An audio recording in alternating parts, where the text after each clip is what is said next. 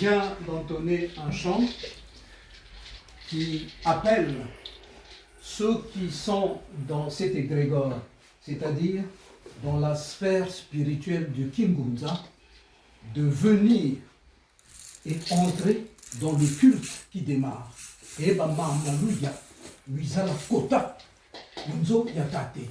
C'est-à-dire la session, le culte qui démarre, l'instance que nous avons, c'est le cas de le dire, instanciée, eh bien, on fait appel à ceux qui sont encore dehors pour qu'ils se rapprochent, pour qu'ils viennent avec nous pour entrer en ce qu'on appelle, dans le culte Ngunza, on appelle l'Okela en Congo. Mais qu'est-ce que ça veut dire l'Okela?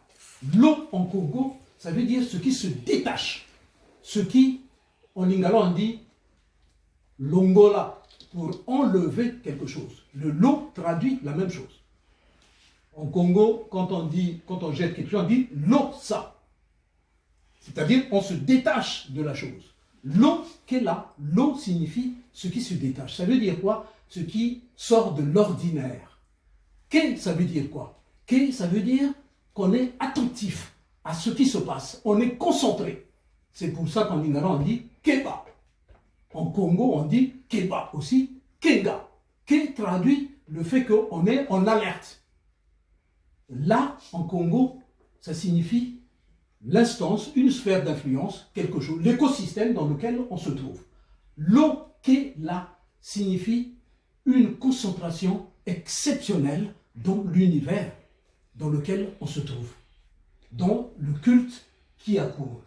Donc en Congo, quand on dit l'Okela, c'est un lieu de concentration pour que les énergies spirituelles puissent travailler.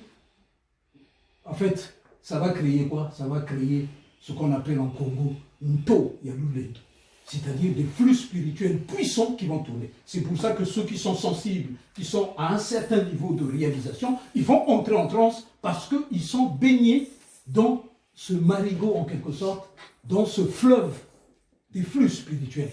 Nzambi wa bonga Wasa Toya lulendo ya nabi mangu Toya lulendo ya nabi mangu